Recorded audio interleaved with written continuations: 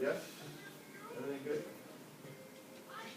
And then Junior's going to decide it's time for a drink.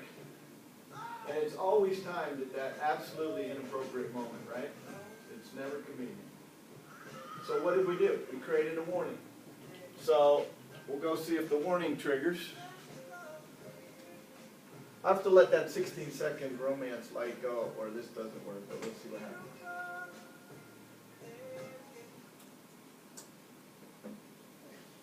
So we got our warning, killed the lights, killed the music, right? Then the time Junior comes in, Daddy, I need a drink. Well, I'm taking a nap, so. We're all set.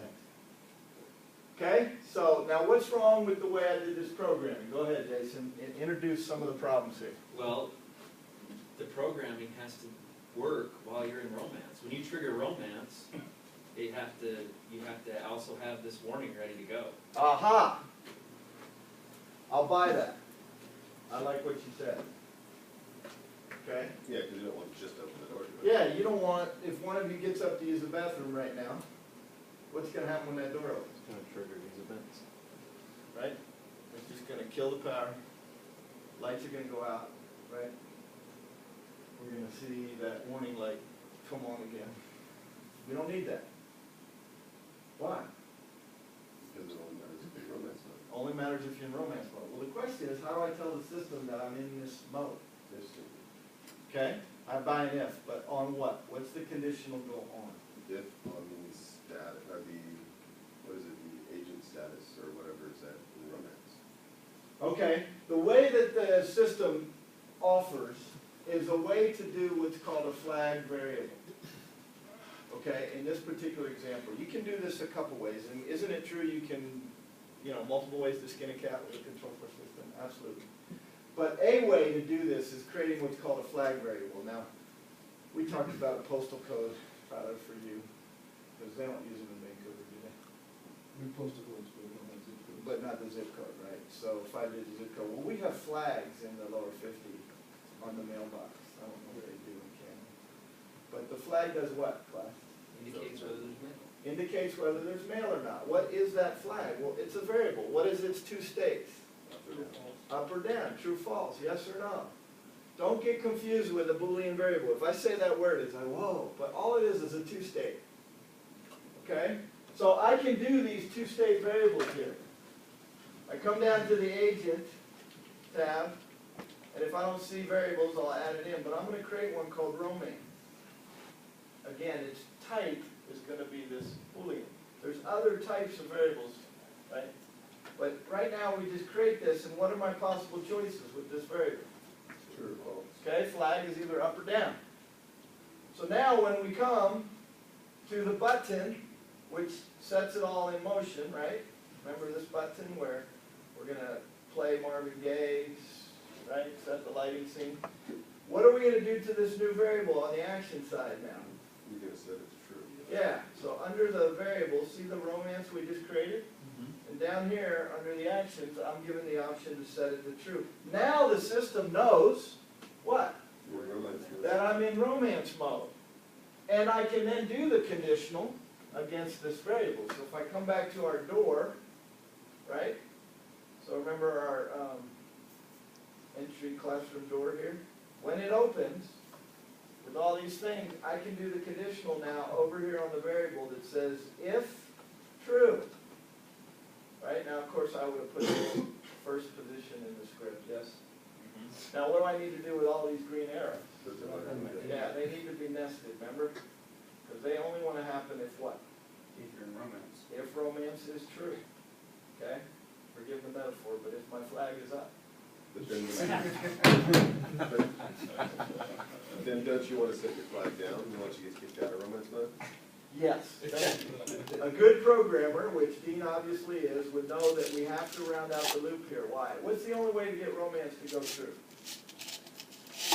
Besides washing the dishes and doing the flag. You push that You specific. push the button, right? Because you're right, it kills the mood. This warning kills everything. And to get romance to go true, right? So, again, I want everybody to understand what's happening here. It's going to kill everything, give me the warning, and it's going to set the variable back to false. What set the variable to true? Press the pushing of the button, no, okay? So here we go, let's try this again. If I push the button, no, it's, yeah, the triggering event is not the door closing, the triggering event was the door opening, so we'll be all right. But let's get the lights to settle, let's get Marvin to play. Okay? So now the house is in romance mode, right? What put it into that romance mode? What's the state of my variable? Full flag, full mast. That's a good way to never forget. That's right, man, these things by association, you will remember some of this stuff. All right. So now Junior's coming. Hopefully we waited 16 seconds, guys.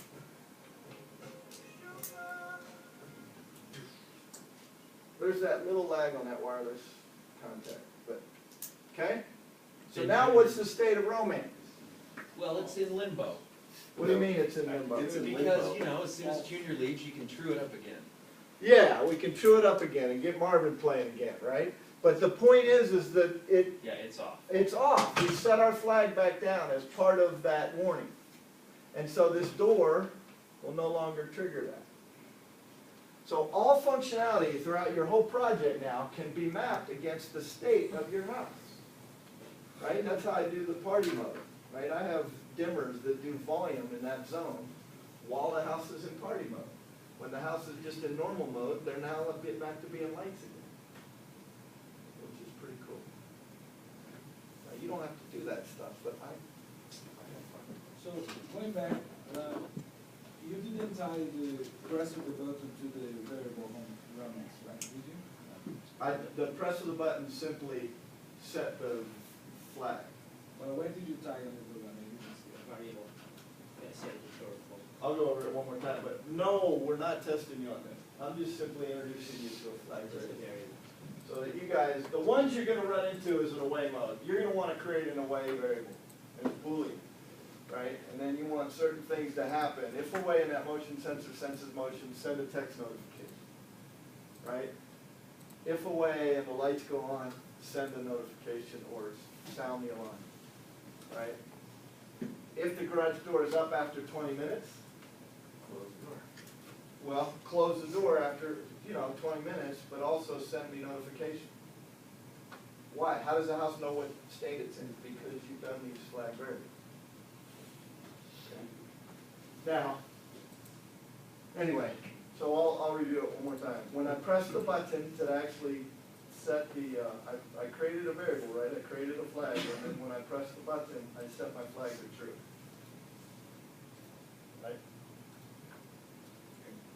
And then, when I gave the warning, when the door opened, when the door opened, I just checked against if the variable was true. Now, because it does all this stuff, I set the variable back down. That's the last thing that it did. Put the variable back to false. Remember I told you a couple things on day one? You can make some favorites, so get rid of the, no offense, Chris, but we could take the security keypad and get rid of it. Why? Because when we integrate with a security system, we can have this saved as a favorite. Then if my house is in away mode, and this door opens, I have that favorite immediately pop there, and then I turn the corner and that's sitting there waiting for me to punch in my code. So then that code would be if you create an away variable, so if variable away is true, Yes. and then. Yeah, then pop that favorite there. The other thing that's cool is not only can you disarm the security, but you can put on your favorite music, set your temperature a little warmer or cooler in the house, and, lighting, whatever your favorite color is. I think we did, last week I was on a call with a guy from the office, and it was a 3-story house, side garage door had one of the remote key, or the keyless key, the combination locks, and he set the code on it, and I asked him, I said, well, what happens if the kids come through here and they forget to lock it? So he put I think it was a variable he put in it, if the door was unlocked, wait 5 minutes and then relock it, so the garage door would never, the kids would never have to remember to lock the door behind them, it would always be locked Yeah, behind and them. by the way, those have the default feature on it where they lock right away. I hate that, I turned it off. I think that's what it was. Because what happens, like I'll let the dog out and the door will close behind me and then I'll deadbolt it out. So, You just have to push it. well, I know, you gotta do your code, but it's still, point is it's much better to do like a 5-minute timer than it is to do one of those So immediate you can things. adjust that on those? You can't adjust it on those, but I use the timer a lot. That's what I think my other guy did, just if the door's unlocked, wait, 5 minutes, whatever it was, and that way to relock. Because that way she could have her kids coming in and out, or come home from school, and then inevitably, they're gonna leave the door unlocked, they're just gonna walk in. Yeah. Again, just like the garage door, you can do that on the locks. If locked, left open for this amount of time, send a text notification. Lock it and send a text so that you can at least know. And you can say, hey, you guys are leaving these doors open. And we'll leave. So in theory, you could make it leave the door locked if you're in romance mode and Junior can just have to sit outside. Yeah, and start the Disney movie in the theater, right? So when romance is true, Disney comes on the theater. You could do a lot of stuff, whether you want to or not. Because how romantic would it be really with the kid locked in a room going, bam, bam, bam, bam, bam, let me out of here? Well, one theater is soundproof, so they're good. You just gotta turn Marvin Gaye up a lot louder. That's right. If you're in the basement and your room's upstairs, you'll never hear them. Ever. My wife tries to yell down at the kids all the time, it doesn't work. Yeah. She's yelling at them like, doors closed, they can't hear anything. Yeah, but at least your low frequencies don't go through the house. My theater still does you can hear. Well, it's super hard to isolate low frequency. Right. You know? But that alone is enough to just get people upstairs when someone's in the theater. Yeah. So I've tried to tune it, I've gone in and tried to dial down the sub a little bit, but it's still. Well, I let the system, that Sony, I plugged in the mic and let the auto thing do it. But then I went in and configured, because again, it's just, the movie, how many remember that movie, with the dream states? What was that name? Inception. Inception. Whenever the dreams were decaying, the cities were crumbling, right?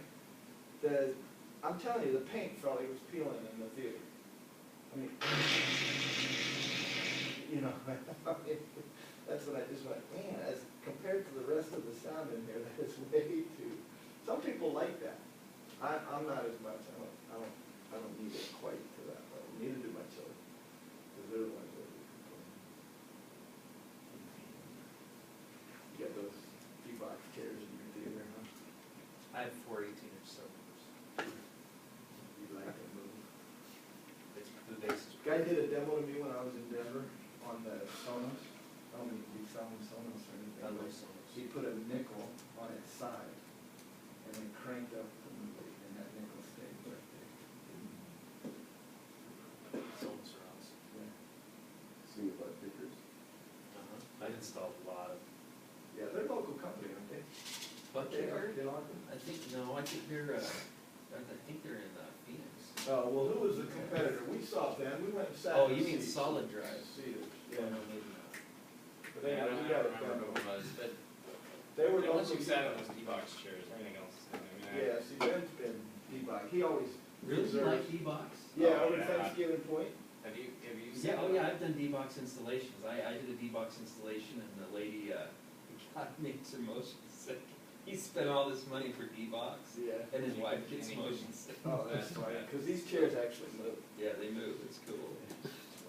Yeah, if I had money, that's what I'd get. Huh.